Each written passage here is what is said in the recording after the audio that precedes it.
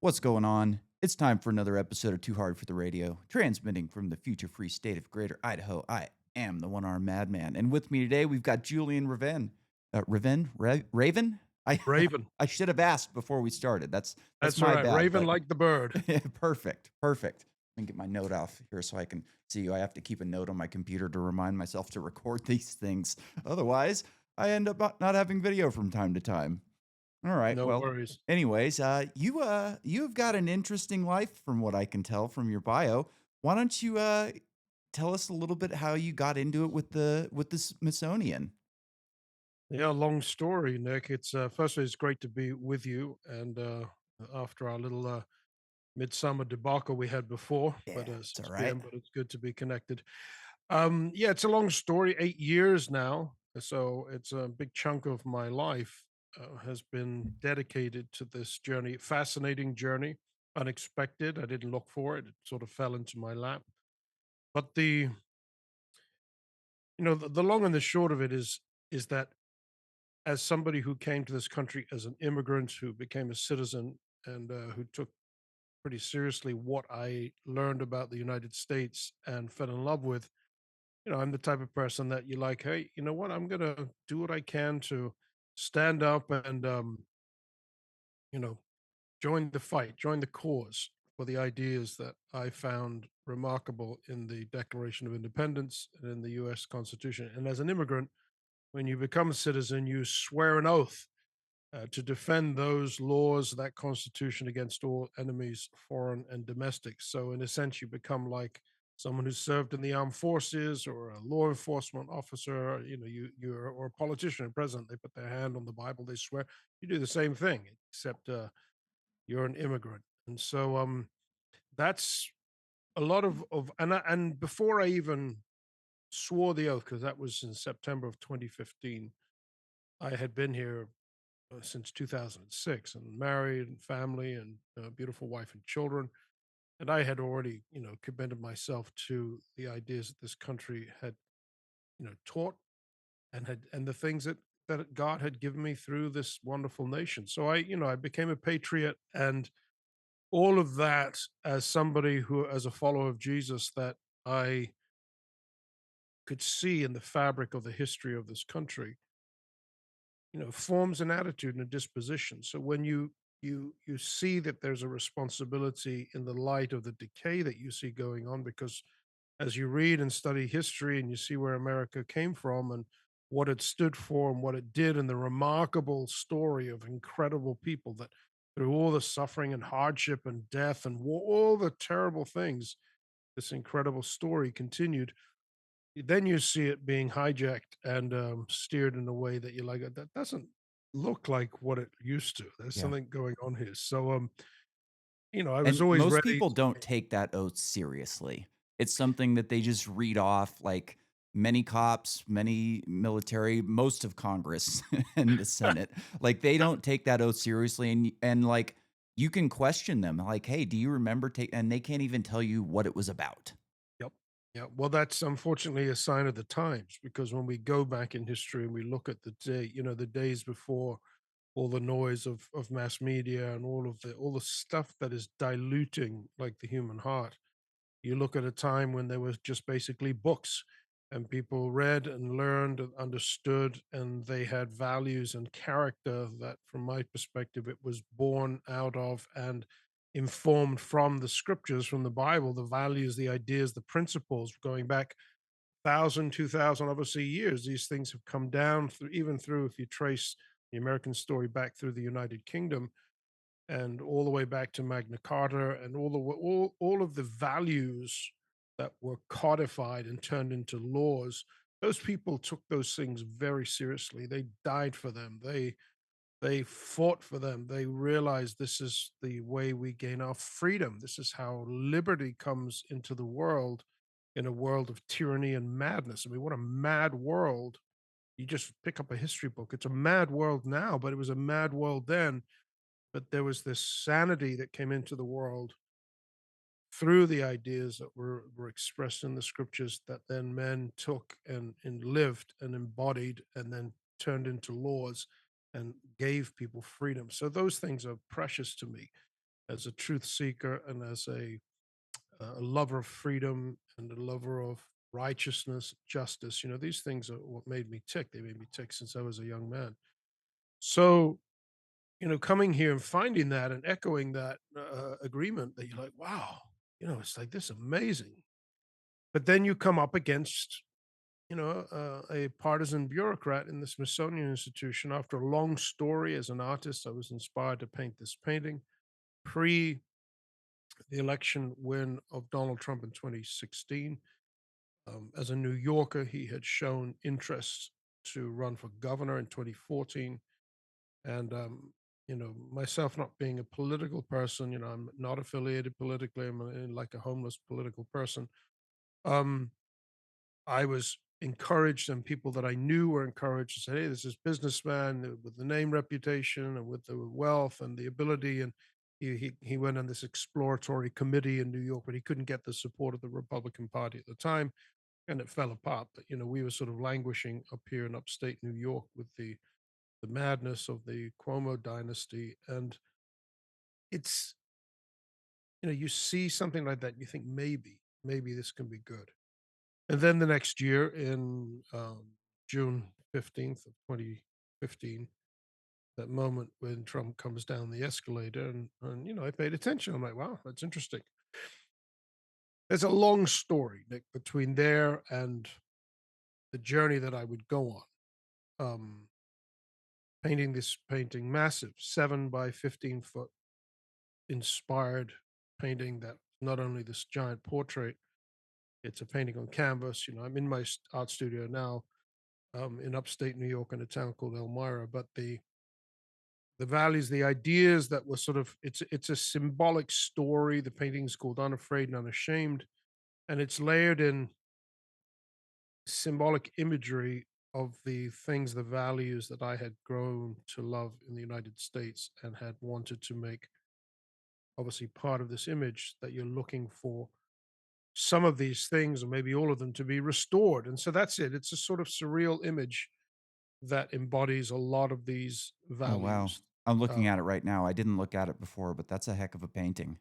yeah, because when you look at it, it just looks. Most people immediately see it and they just see a flag or an eagle in the face. Well, but it's not what you see. First of all, it's massive, so you're just looking at, like, Yeah. it turns into like a sketch or a cartoon when you look at it because it's so small on your screen. There's I can 102 see it though with square people feet. standing next to it, so I have a good idea of the scale of The it. scale, yeah, and so but the as I was inspired to paint it, and there's a long story, and it's in my book, and I wanted to share my book with those of your readers and listeners who enjoy, you know, odysseys. You know, it's quite a read. It's a journey of an immigrant. It's called Odious and Cerberus. I'll just show you the cover here.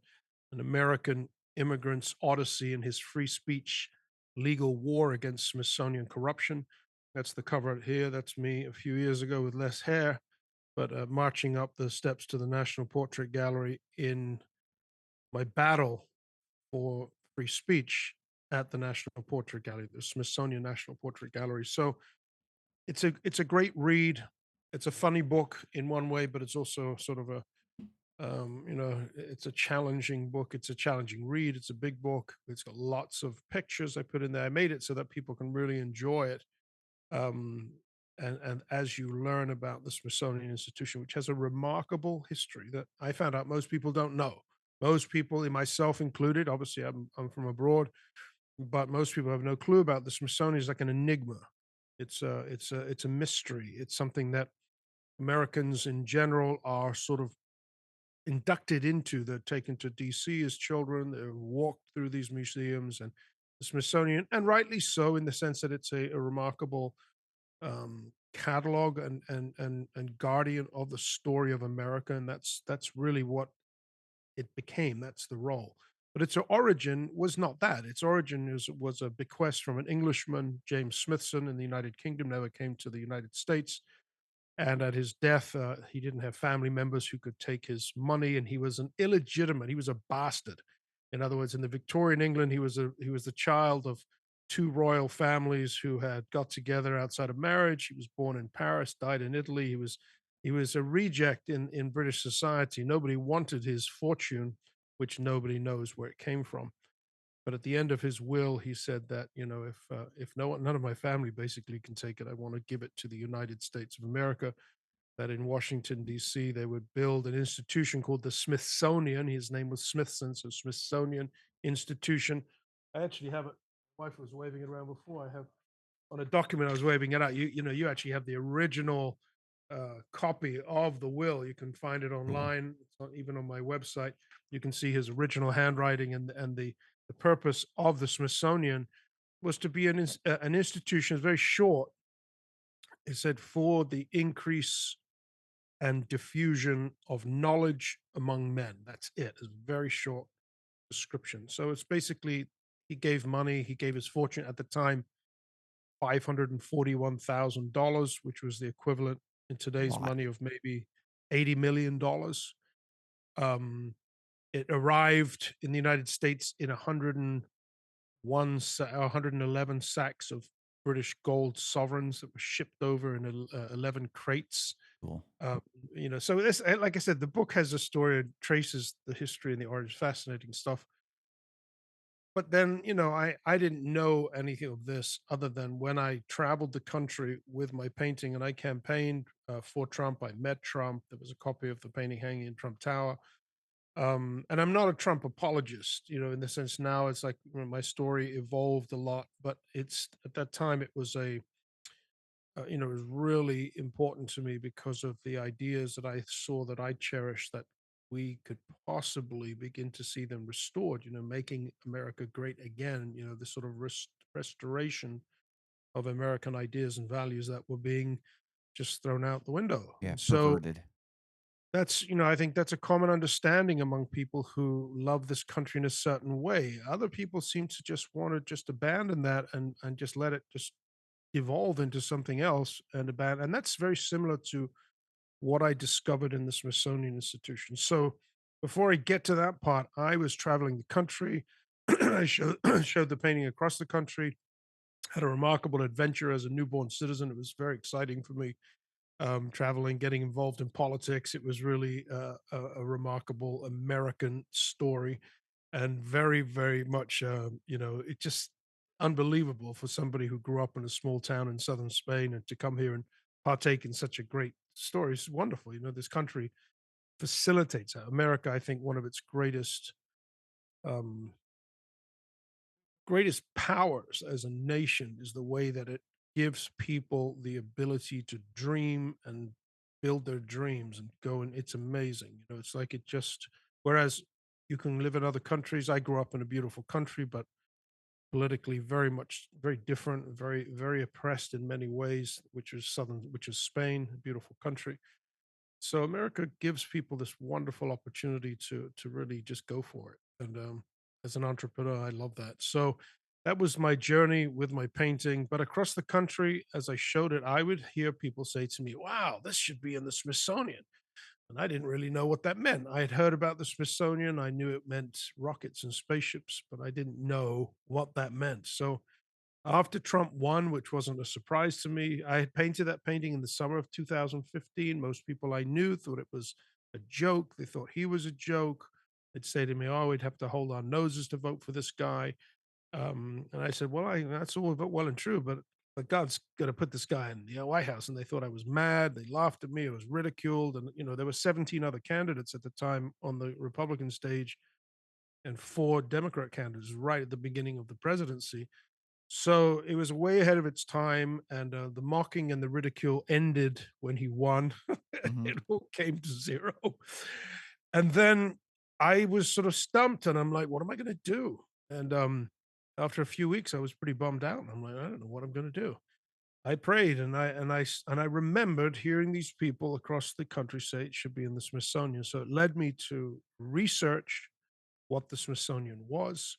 And I found out, wow, they got a national portrait gallery. I had no idea.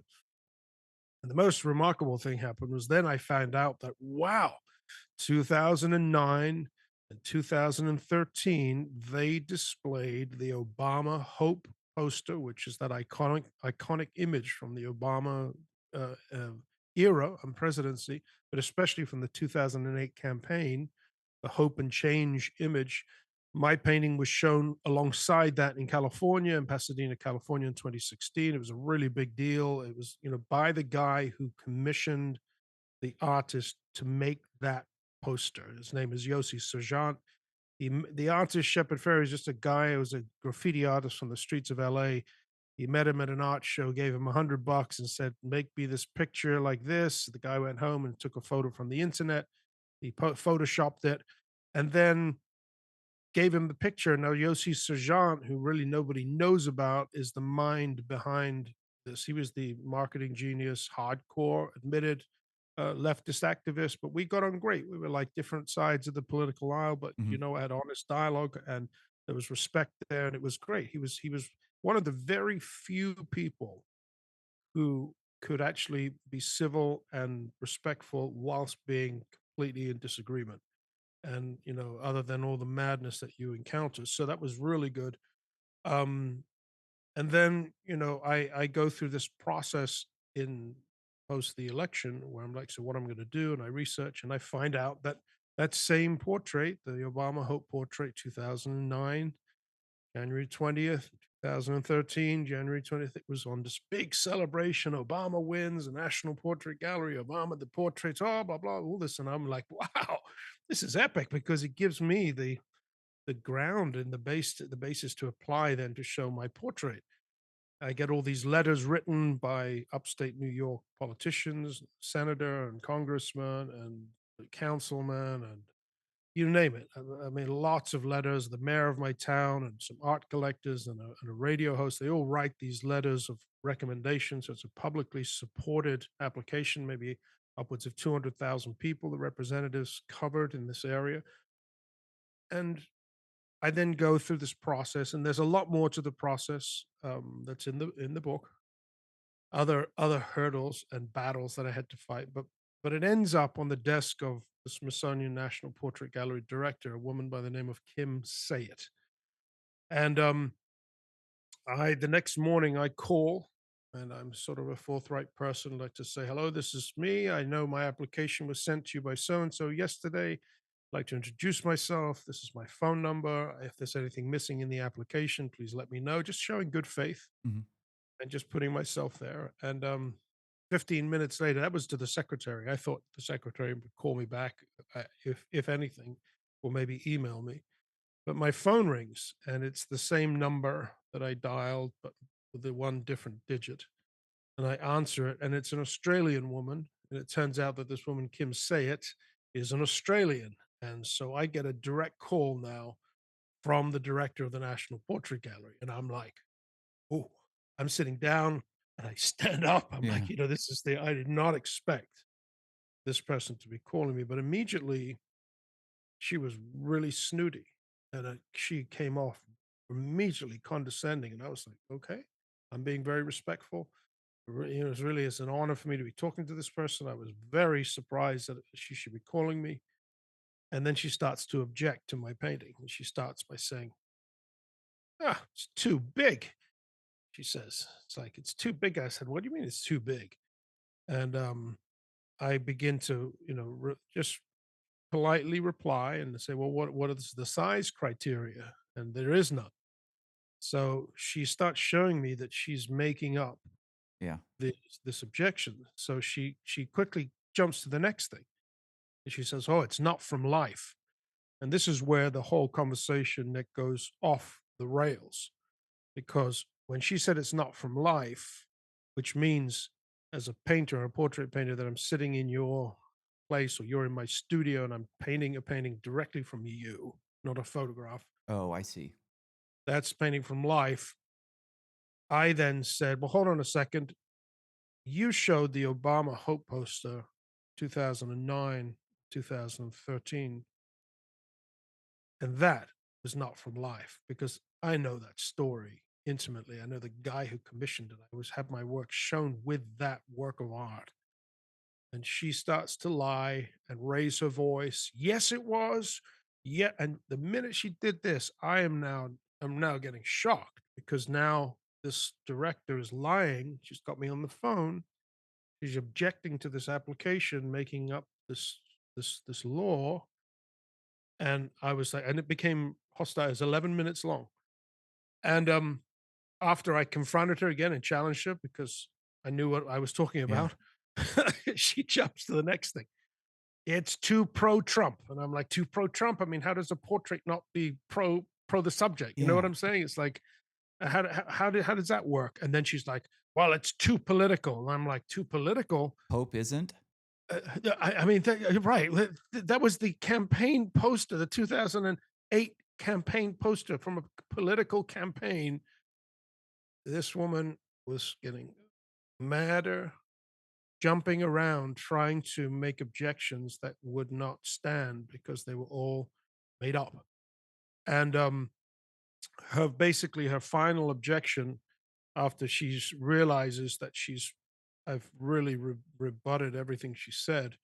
She resorts then to the personal attack because artists, when you go to a gallery and you show your work, it's like very vulnerable, it's humbling. You put your work out there, they can just sort of step all over you. It's like it's a lot of rejection. You go through this horrible experience. And she's like, oh, I know how difficult it is with her Australian accent, how difficult it is for artists when you get rejected. And she's like really starts needling me. And then she says, oh, it's no good. And I'm like, "It's no good." I said, You're looking at a 4 by 6 inch, if that, picture on a screen like you did before." I said, "This thing's 102 square feet, and it's an original painting on canvas. And you're going to tell me that you can exercise basically the curatorial discretion to tell me it's no good by looking at a tiny picture of it?"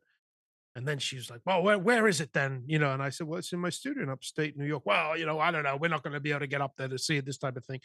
And I continued to push until she then, in a very high pitched tone, she's like, "I'm the director of the National Portrait Gallery. Your application will go no further. You can appeal it all you want." Wow. Yeah. And I was stunned. I was stunned and I felt violated. I felt I was stunned. I mean, it's the opening chapter of my book is called Power and Abuse. And as somebody who's, a simple guy, an artist living up the woods in Elmira, New York, and you get this call from a very important person in the art world, and as a representative of an institution that has all of this prestige, and that's you're this little guy, and they call it, and then they do this, and then she ends it like that. So I was stunned and silenced, and really felt I felt like ashamed even, like, "What did I do? What have I done?" And it was really a sickening feeling I had. Took me a few days to recover, and then I told my wife, and she blew a gasket when she heard of it. She couldn't believe it herself. And then after about a week, I start hearing, "You can appeal it all you want. You can appeal it," in my head. "You can appeal it all." I said, "Okay, I'm gonna appeal it all. I'm gonna appeal what I'm gonna appeal this." I start finding out, well, who runs this museum, and who owns the Smithsonian. What is the Smithsonian? I start the research now. Thank God for the online, Google, and I find the Board of Regents made up of 17 people. And guess what? The Chancellor of the Board of Regents is John Roberts, who you read I about. was amazed about that. I was like, how in the heck is the Supreme Court justice part of the Smithsonian? It makes no sense. Well, it's from its original constitution, and the founders, their ideas were solid in the way that they composed the Smithsonian. But it was always a problem since the very 1846. James Smithson died 1826. The US got the money 1836, 10 years later. It took them 10 years, 1846, to actually turn it into, build the institution, turn it into a law, the Smithsonian Act of 1846. And in that, it describes the composition of the Board of Regents. Congress, the US Congress, is the trustee. They are the principal trustee of the Smithsonian Institution, which is basically just a private charity. That's all it is. But right at the beginning, the founding secretary, whose name is Joseph Henry, a marvelous, marvelous man. He is the first and the greatest American scientist from that era, the first. He's the guy that working with electricity. His ideas and inventions were the foundations of all electrical motors and this type of this. A really smart guy, but he was also committed to this institution. Spent 37 years of his life dedicated to building the Smithsonian from the ground up. He was the man. And he, right at the beginning, in what's called the Program of Organization, 1848, was the vision of the Smithsonian Institution, what it stood for and what it was to do. Is like a 10-point vision statement. The first three points in that vision statement clearly say, because at that time even the government was like reaching to try to take this money. They had borrowed the money, by the way. Congress borrowed it immediately and agreed to pay 6% interest on that $541,000.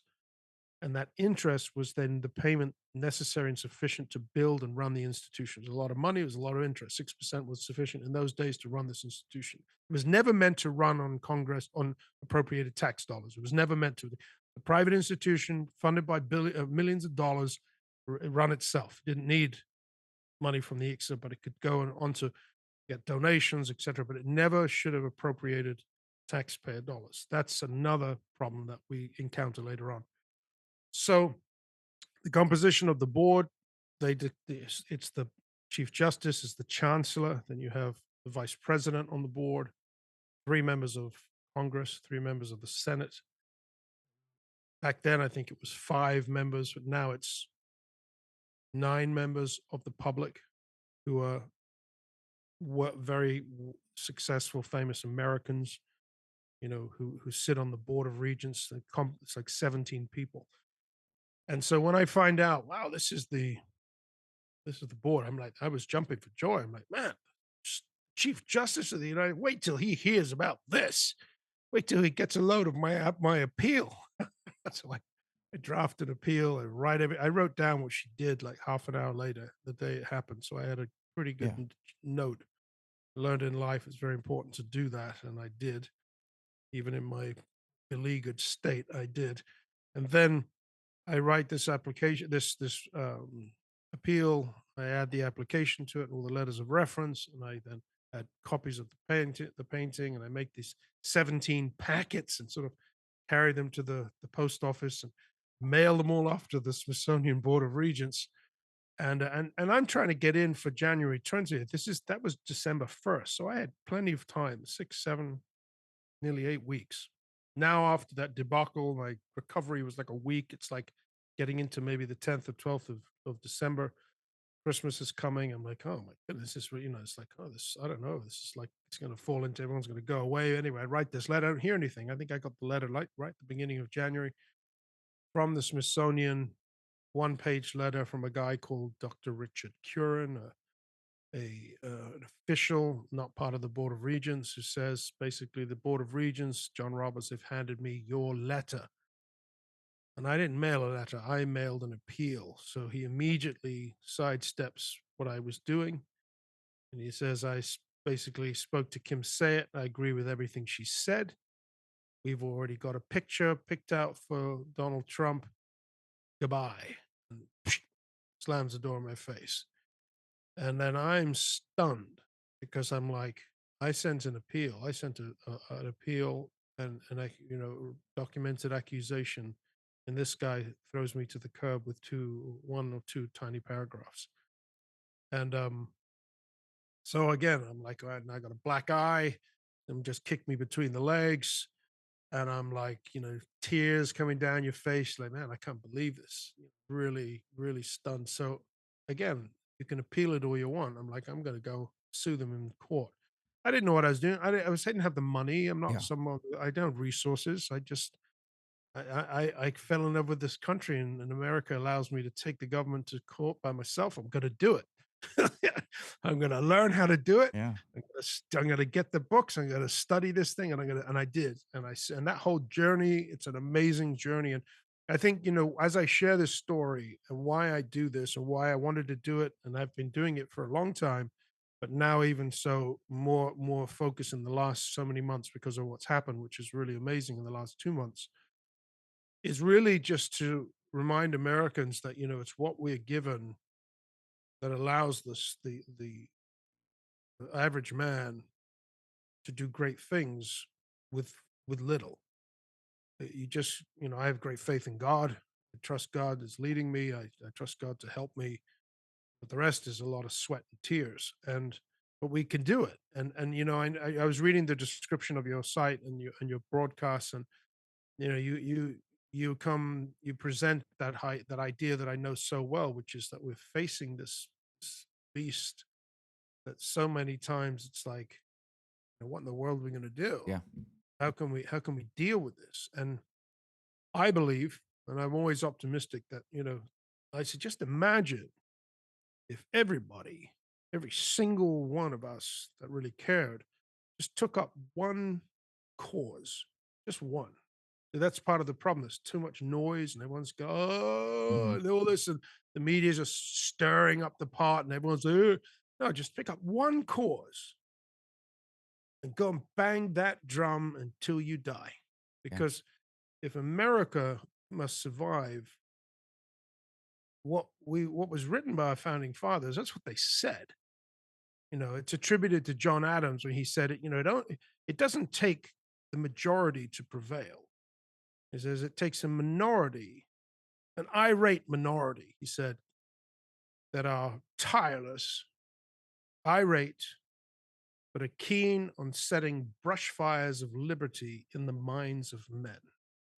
And he was saying in that, we if that fire of liberty burns bright in our heart and minds, there's nothing that can stop it, because that power in a world of oppression should be all the fuel we need to stand and fight and push. And so I say this, to your listeners, that it's not impossible. What is it? Yes, it's hard. It's very hard. It's very discouraging. Yeah. It's taken everything. It's been, for me, it's been a journey of ridicule and mockery and discouragement. And my book's a whole story of this arduous, ongoing journey. And I'm at 8 years now. But I then listen and read those men and what they said, and I said, well, they gave us the instruction. They said this, liberty needs this, freedom. The cost of freedom is this perpetual vigilance, eternal vigilance, I think, is the price of freedom. And yet we get so easily distracted and then frustrated and feel powerless and angry, and then just like want to go blow a hole in the bush Yeah. or do something. And it's like, listen, if, like I said, imagine that every single one, just take one thing, whether it's the pothole on the street outside your house. You say, I am going to make sure that that pothole is fixed. I don't care how long it takes me. I don't care how many doors I have to knock on, how many red letters I have to write, how many phone calls I have to make, how many times I have to turn up in people's houses or knock on the doors of these officials. I'm going to do it. And if not, I'm going to do it myself. Get some blacktop and fill it myself. Whatever. Do you know what I'm saying? Yeah, If no, I totally relate to this because I had to go to war with workers' comp when I got hurt. I got hurt working on power lines in North Dakota, and they were just trying to screw me at every level. Like, my caseworker is one of the worst people I have ever made contact with in my entire life. Just an awful, terrible woman. oh, And, they tried to screw me, and they're still screwing me. Like, I'm still at war with them. I've been hurt oh, for 10 years now. It started wow. with they didn't wanna give me a prosthetic hand. They had tons of reasons why they didn't wanna do it, and they've actually never gave I ended up winning. It took forever. I had to get appeals. I had to go to different doctors. I had to go through this whole process. It was hours and hours of phone calls and letters and appeals paperwork and, timelines and just all of this crap to finally get a hand. And I was the first amputee in North Dakota workers' comp history to get a prosthetic hand. Wow. And now it Congrats. opens up because I got one and they made a mistake and allowed me to get one through their mistake. Now every other amputee that ever comes out of North Dakota has a case to stand on. There's precedent for that now. So I Amen. cost them millions of dollars and I am happy for it. But they Of course. also screwed me in a lot of other ways. Like, they won't admit that I have a brain injury. They go, "Well, doctors say you have a brain injury based on your brain scan, but we don't have a scan from before you were hurt. So we don't know if you got brain injuries before you were even hurt, like crap like that. Well, just because a doctor says you have PTSD doesn't mean you actually have it. So I didn't get paid for either of those things, and I'm Oh, still going to doctors and getting, brain work done. And I've finally found a doctor who's going to be willing to like attest for the fact that I do have a brain injury and it's from electrical current, not hitting your head playing wow. football or something like that. But she still hasn't gotten like I'm in the process of it now. It's an Alzheimer's doctor. It's a whole thing. But I've been at war with them since day one. And luckily for me, like I'm kind of like you. I don't just lay down when somebody tells me no, especially if I know in my heart that I am right. Oh, I'm yeah. gonna keep going, and I'm not just gonna stop because it's hard or because if it's annoying or because I hate that woman and I don't wanna deal with her because I do, and I still have to deal with her from time to time, but I just kept going on these people because they're monsters. They're That's tyrants. awesome. They deserve to lose, and people deserve to have like, I'm a libertarian. I think in a just world, it wouldn't be government paying you for an injury like that. Your work would have to have some sort of insurance that would take care Sure. of it. But we don't live in that world. We live in a world where we pay our hard earned dollars to workers' comp in case we get hurt. And when we do, it is on them to make us whole. And Oh, they do everything in their power to screw you at every turn. Luckily, like I got a lot of good and a lot of bad advice, mostly bad advice when I was in the hospital after I got hurt. But one of the best pieces of advice I got was from somebody that said, look, your job is no longer a lineman. You're never going to do line work again. You just got to get over that hump right now and come to terms with it. Your job right now for the foreseeable future is being hurt. And mm, you have to learn your rights and you have to stand up for yourself and take everything they offer you and demand more at every turn. And that amen. was what I did. And unfortunately, like I'm not surprised about what happened to you at the Smithsonian. I've always like I know a bit about the Smithsonian, not in the same sense that you do. I don't know how it's structured, but I know uh, about what they do. And I've always viewed them as like a political propaganda arm of the government who curates history for the purpose of showing the government in the best light possible. And when you're dealing with people in the art world, 9 times out of 10, it's gonna be a leftist. That's Well, just sure. the way art is, like, there's very few people like me and you in the art world. It's ran by like, leftists have a more creative mind than the analytical or the freedom-based right more, right of center mind. Sure. And to me, it makes perfect sense. I'm sure that there was not a single hump at getting that hope poster in there. They Oh, no. probably read, they stamped that thing the second they saw it. They wanted it in there. They wanted to show it off. They wanted Obama to win. This whole Absolutely. thing, like they view Trump as a black eye, a stain on our country that shouldn't be elevated and should be deleted from history altogether. And I would imagine that that woman is going, "Not only if I let that in, is it gonna put a stain on my reputation now, but hundreds and hundreds of years from now, that painting will still be here, and we don't want that." That's pretty much to the money there, pretty much. Well, I am blessed to hear that story of yours, and you've tasted and you've suffered through this struggle. It's struggling Yeah, with I've had the institutions, boot and on my neck. They yeah, they put that boot right down in your neck as far as they can, and they yeah. stand on you as hard as they possibly can. And the weight of the federal government is very heavy. The weight It's of a a state government is very heavy. I can't imagine having to deal well, actually, I can imagine dealing with the feds because I'm at war with disability right now as well. So it's no different. Like I had to go into a disability office a couple of weeks ago, and the woman that I dealt with was exactly who you're talking about. Like, I go in and I start explaining what's going on, and she goes, "Hold on.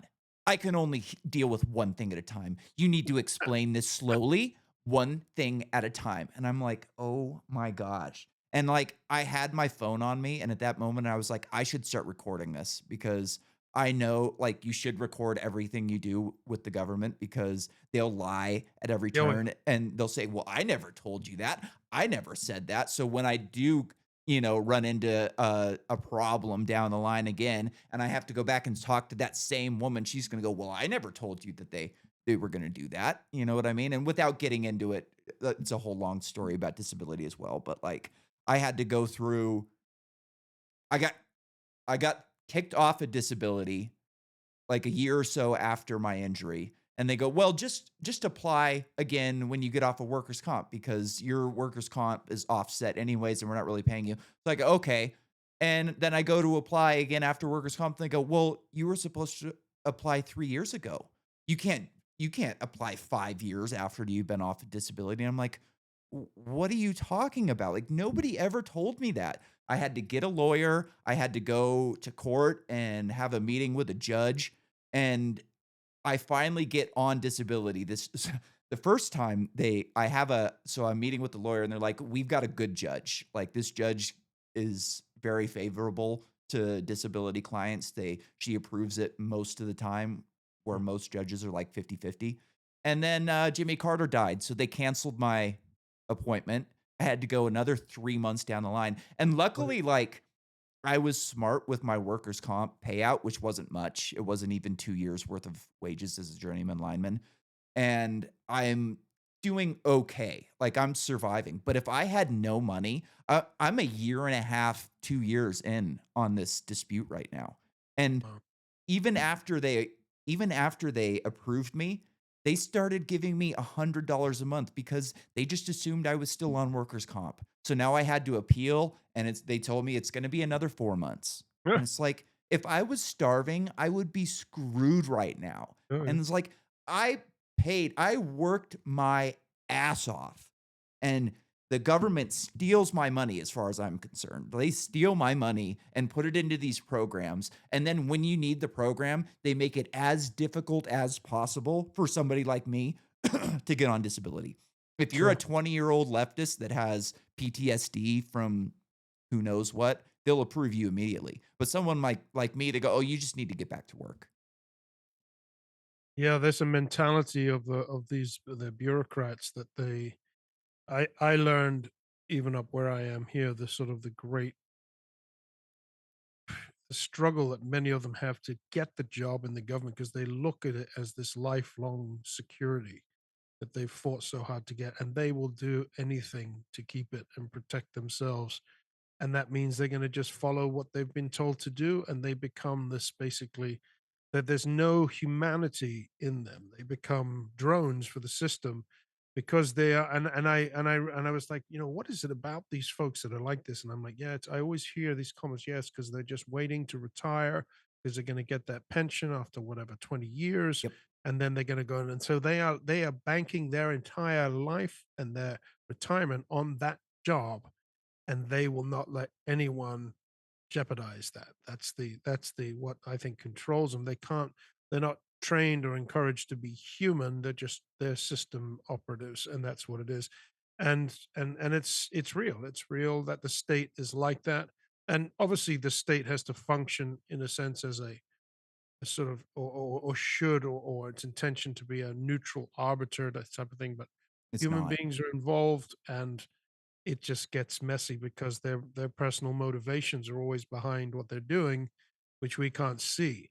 And that's, my story is entirely that, so Yeah, we get to the same situation. And and when I hear your story, and I think, so again, going back to that point that I was trying to make about, well, what do you do?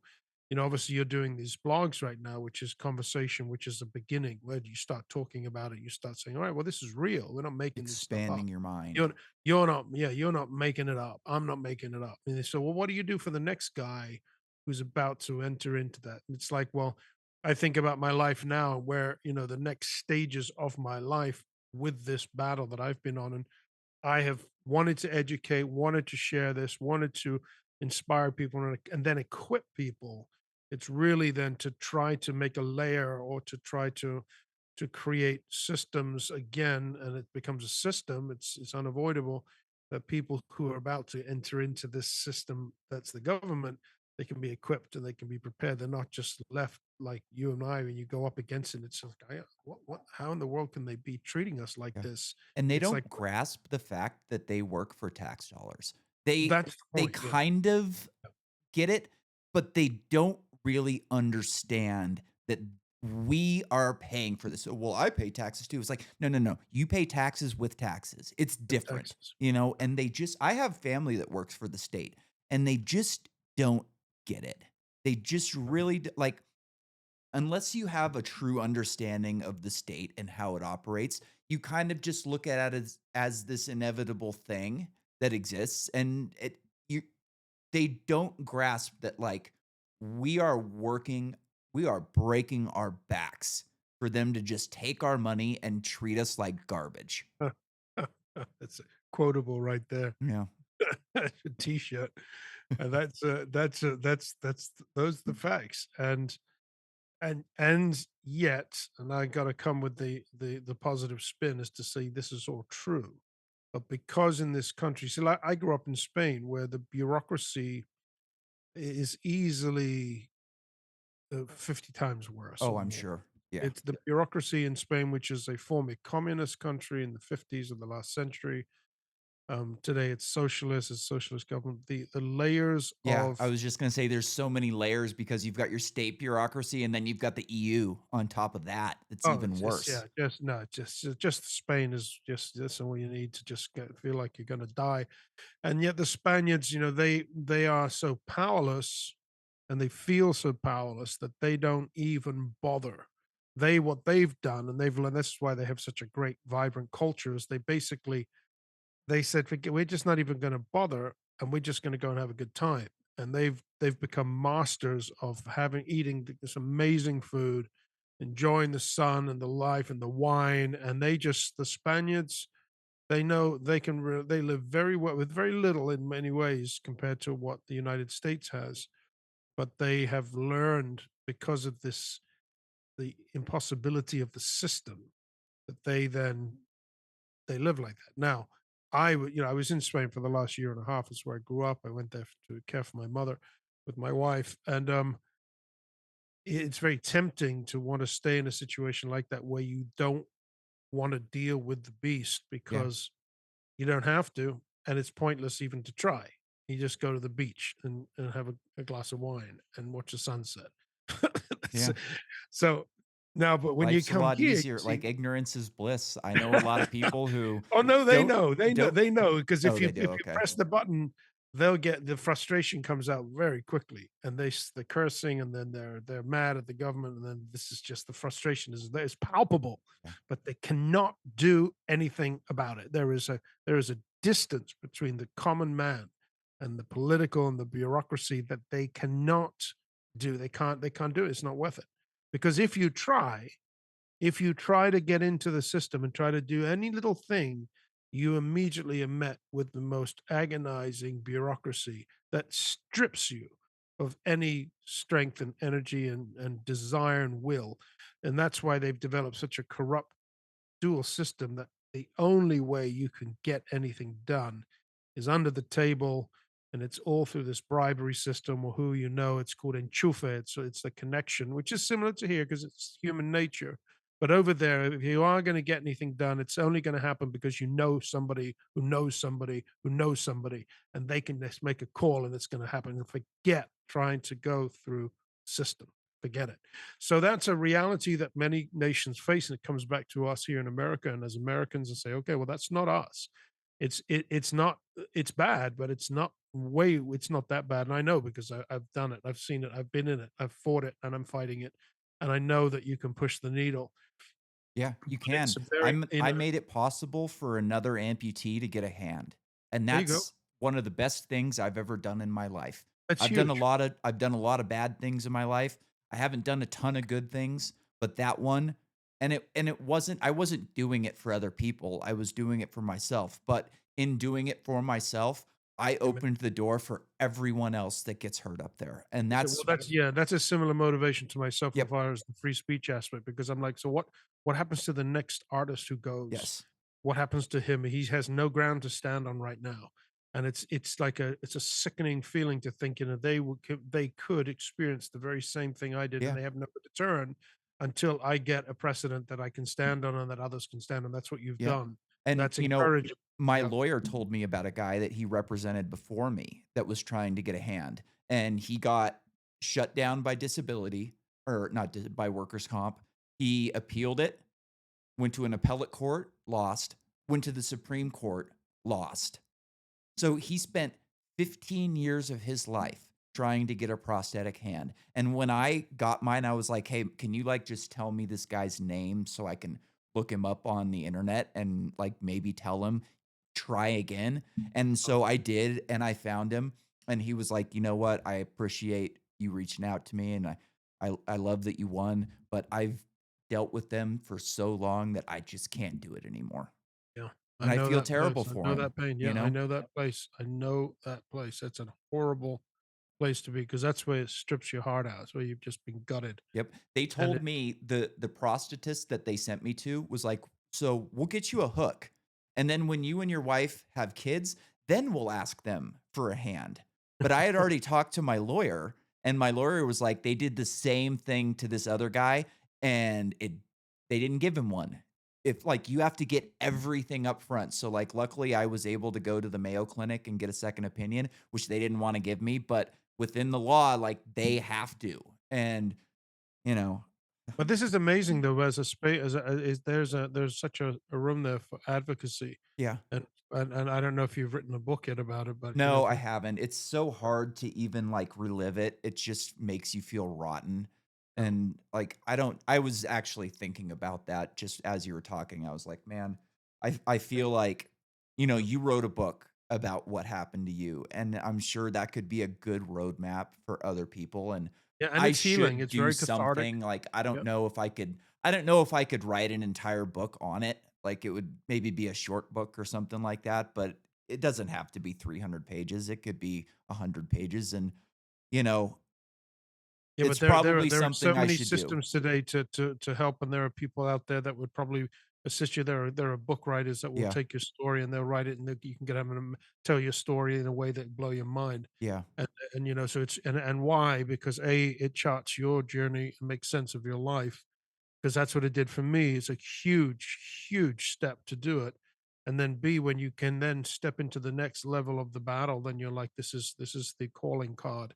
There's no arguing because there it is. It's right there in black and white, and the details and the documentation and the instructions and the help and the yeah, all you got it. And people will then it's a life changer. And I'm at the cusp of that right now because of the nature of what I've been dealing with, the prestige that's attached to it, et cetera, et cetera.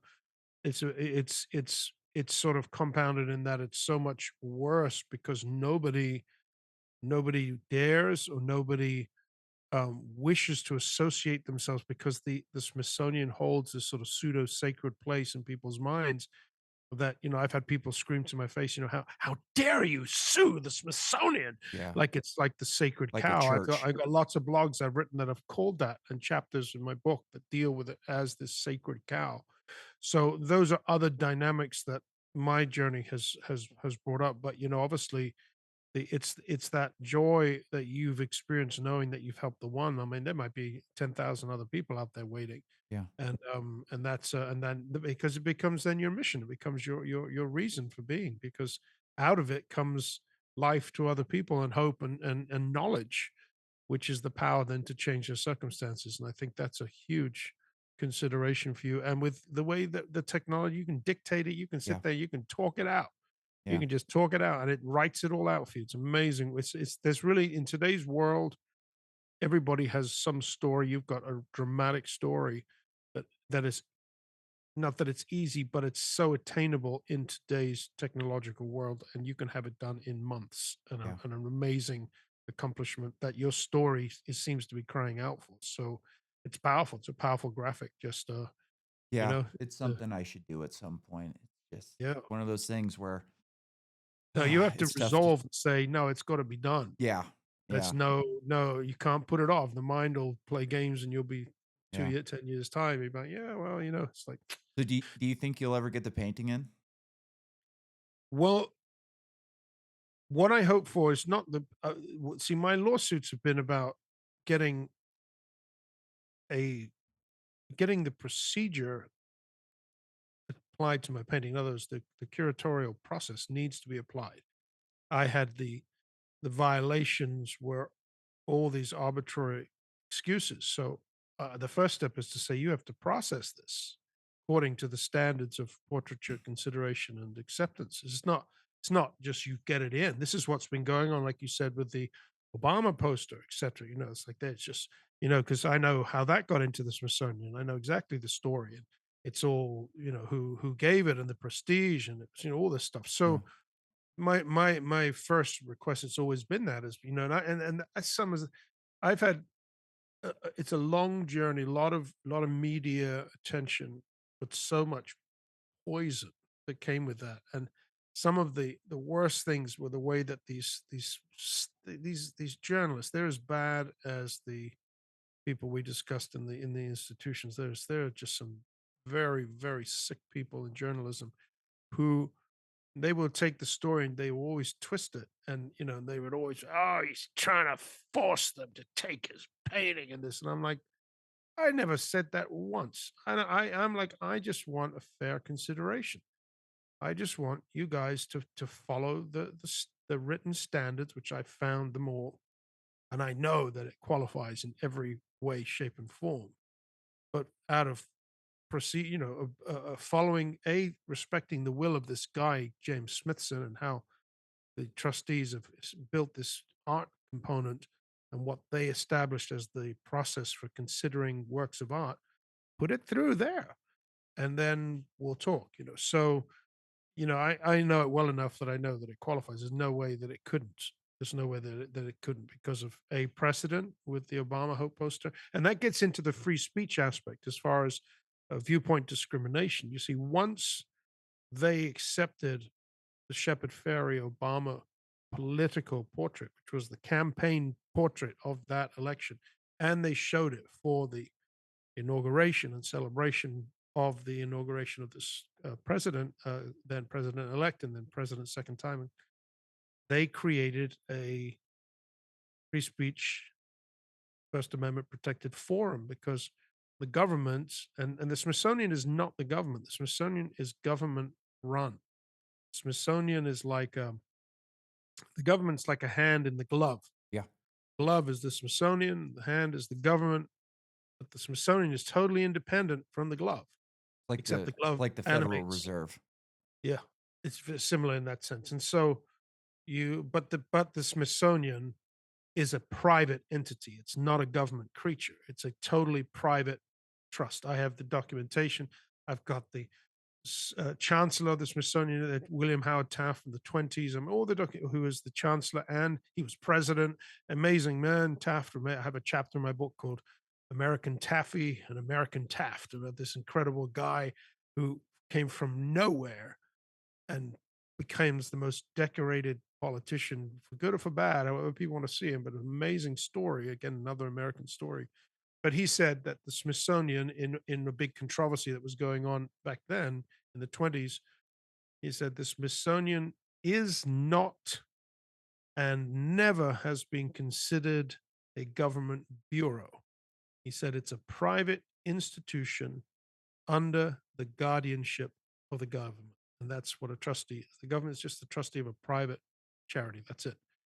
So, but the minute that private charity that has got a federally appointed board of regents and the employees of the institution are federal employees getting a federal paycheck, the minute they accepted a political work for display, doesn't matter what it was, they create a free speech forum for specifically political art that they cannot discriminate against any viewpoint, political viewpoint that they disagree with. And when she said to me, it's too political, she was objecting to my viewpoint. So that's the First Amendment. And in order for the courts, this is how bizarre it gets, because the if you look at my book, it's me going up the stairs with I got chains with three collars, Yeah. three spiky collars there. And there on the steps is the three-headed dog Jackal. guarding Cerberus from Greek mythology that was part of my case. The judge called the Smithsonian Cerberus. Um, Once they give this permission for a political work to be displayed, it gives you then the First Amendment protection to for all viewpoints. Yeah. And so because the courts are so confused about what the Smithsonian is, and I've got it documented by another Supreme Court justice and Warren Berger, who said they get this confused. The courts have no idea what the Smithsonian is. It's just my appeals to the Supreme Court have been: you need to say what the Smithsonian is. You need to declare what the Smithsonian Institution is legally. Its entity status basically is the terminology, so that we know what laws apply to it and what don't. And they've refused this now. I'm getting to my fourth appeal to to the Supreme Court because again, John Roberts is chancellor at the top, so that's another story. But in my case, the courts are so protective of the Smithsonian that in order for the judge to deny me my First Amendment free speech rights, he took the private Smithsonian institution and in one sentence he created a legal fiction. He made it up. He didn't cite any laws. He didn't cite any rule, anything, nothing. He basically said, "Oh well, the Smithsonian was private once, but it no longer is. It's now a federal entity." Basically, he said it's now the government through and through. And in order to do that, it was legal magic. Like I said, Yeah. what he did by doing this, he said it's a federal agency and it exercises government speech. And like any federal agency that operates, they exercise government speech. You know, you can't go into Congress when Congress is in session and start yelling and saying, "Oh, it's the government. I have free speech rights and all this type of stuff." And I can no, you can't. The government has a job to do, and it exercises government speech. And whoever's leading the government says they can have their viewpoint, which is in disagreement with other viewpoints. That's the government. That's how it works. We elect people to do that. We elect people with a certain viewpoint to exercise that viewpoint. That's the way it works. But they twisted the law so badly to make this little private charity, Smithsonian Institution, which is has it's called Smithsonian because it's named after a private English citizen, and it exists only to do his will, not the government's will. It's undocumented. It exists to do James Smithson's will. That's why it's called Smithsonian. But he couldn't do it because if he had have said I was right, I would have been the first person ever to have brought them to legal accountability.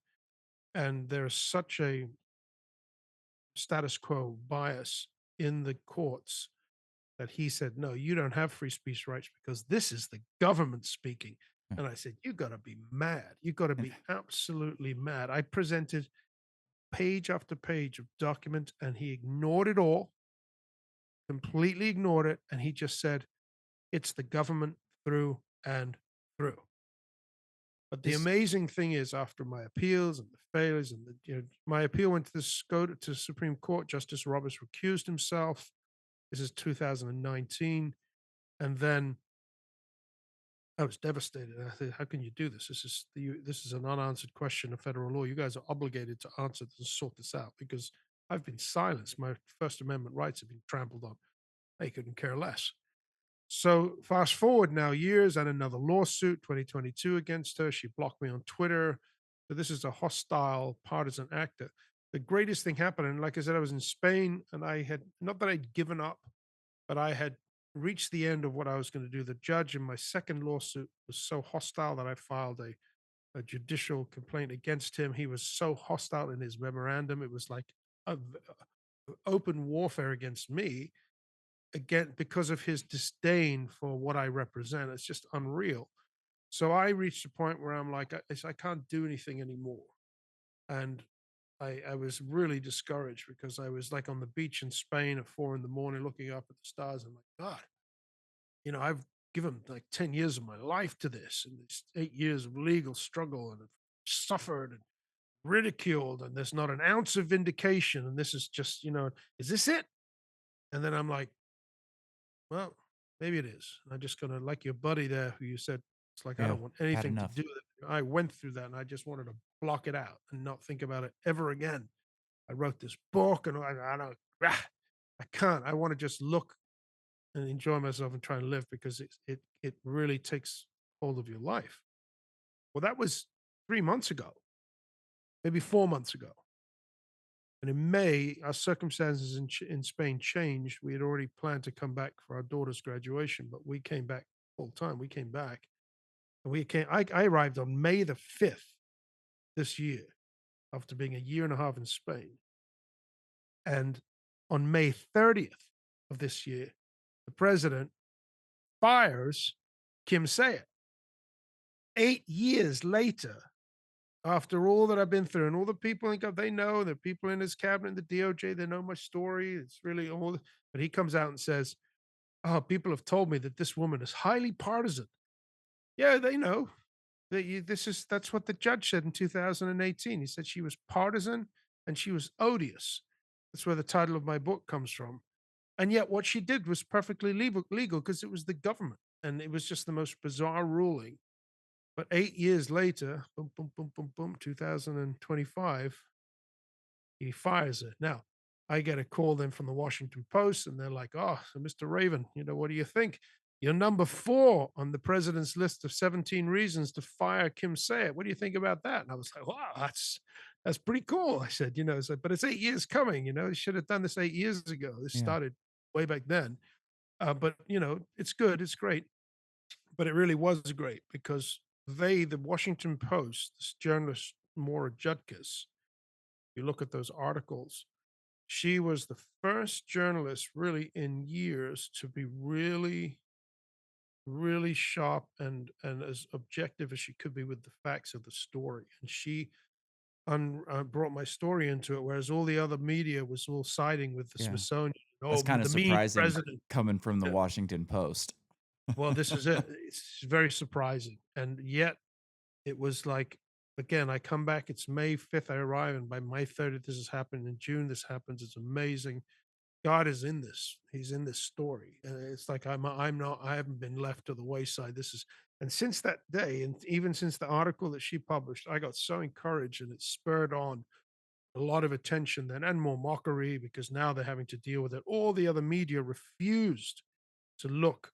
That New York Times article you read, I provoked that article because I went after the journalists in the New York Times who wrote about the Kim Sayed debacle, and they had the list of reasons like the Post did, but they completely ignored the story in number 4, which clearly said Raven his painting, and she refused. She didn't just do that. She marched in an anti-Trump protest, and she tweeted to the Smithsonian. She's taking selfies, protesting the inauguration. I mean, this is a partisan hack. Yeah, And I got all the it's all there. The document, black and white. It's not everything is there, but they refused to do. They wanted to portray her as this like, this faithful bureaucrat who was yeah. resigning because this is what happens, Poor resigning for the poor woman. good She of was she was yeah, unfairly fired for unfairly doing a good fired. job. And Yeah, tha and I wrote that. I wrote this long letter to these journalists. I said, "You know what?" I said, you guys, this is what you paint this picture and it's not," and this and I really did. And then a few weeks later, I get this email saying, "Well, Mr. Raven, we're writing this article now and we've included you in it." And it was like them realizing, "Hey, someone else is gonna started to be a little bit more fair." It was shocking to me that the way it came out the way it did. So the I am at a place now where it's ex- it's uncertain, but I just filed, as I shared with you earlier, I just filed my third lawsuit now because what happened is because of this, because the president pointed the finger and said to fire her, and he didn't have the authority to do it. I said that he didn't. He had nothing to do with the Smithsonian, but he had the moral authority because he's the elected official of the yeah, nation. He could point and say to fire. You know what I'm saying? He's a partisan. Um, at least he made the issue front and center. The Board of Regents then met on June 10th, just last month, and they went silent. They didn't listen to him. They sort of like typical. and they came out with a statement saying, you know, we are responsible for hiring and firing. They rebuff him basically, but then a few days later, she resigns, which was the best news I have heard in a long, long time. And I had people telling me, "Wow, we could never thought that would happen. That's Yeah. amazing." You know, That's you better got than getting fired because now she can't appeal it. they wouldn't fire her because of that, and then they obviously for because they asked me, said, "What do you think's going to happen to her at this meeting?" And I said, "I think they're going to force her to resign." And she didn't resign immediately, but a few days later she did. But the best thing happened was that then the secretary of the Smithsonian came out in the media and he said he started to admit slightly that they had been partisan, that there had been partisan decisions. They didn't mention anything about me, my case. I'd written to him 100 times and all this, never got an answer, never got into. But they have this long 8-year case now of with a judicial ruling saying she was partisan. In 2018, the judge said she was partisan, and they kept her on, knowing she was partisan. And then she blocked me on Twitter and that whole other case that I had. And then the president comes out and says she's partisan. And then they go silent. And then she resigns.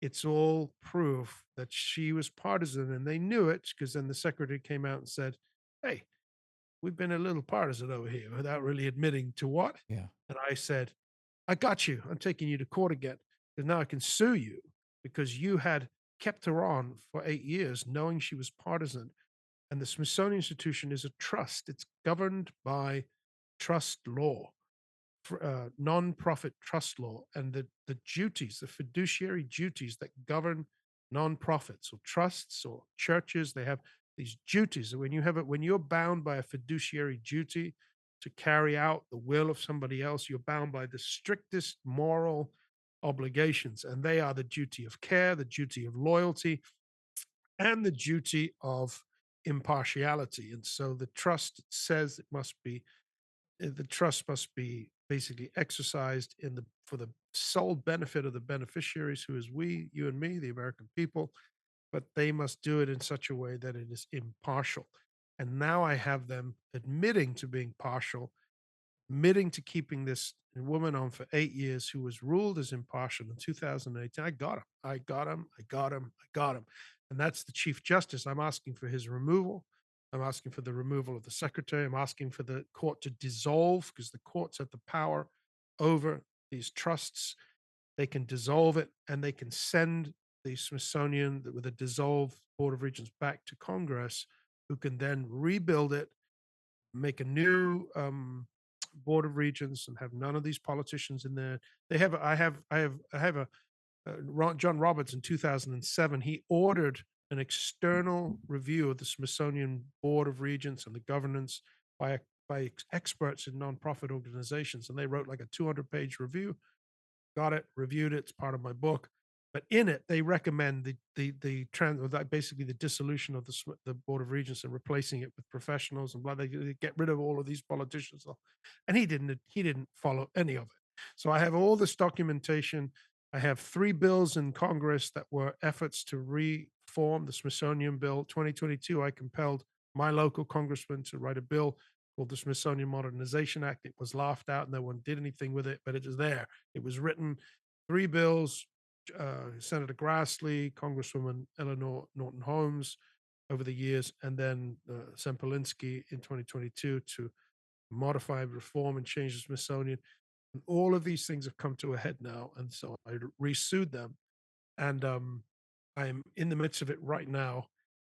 And who Cool. knows? You know, we're gonna That's we're gonna awesome. see what's gonna happen I because I love think it. this might make them pop. That'd be great. Man, what a story. That is something. Man, I'm interested to see what happens on this. I'm gonna have to keep my eye on it. And man, I hope you get these. I hope you hang these people. They deserve it. Yeah, Yeah, they man. deserve it. They deserve to be shown and to say, "Listen, this is America. This is not yours. This is ours. This was given to us, and you were entrusted to do a good job, and you've just butchered it, and you need to be gone." Yeah, That's it. that's awesome. So that's it. And again, for your listeners and those, and your story, so we have the story to inspire others to go and do the same. And like I said at the beginning, imagine if just everybody did something like Yeah, that, even if it's small. even if it's a pothole, Yeah. Most even if people it's just go, "Oh, well, it's the government. I can't do anything." that's the lie, because this proves that we can. We've just got to be prepared for, yeah, it's pain and suffering, and it's treasure, and it's your.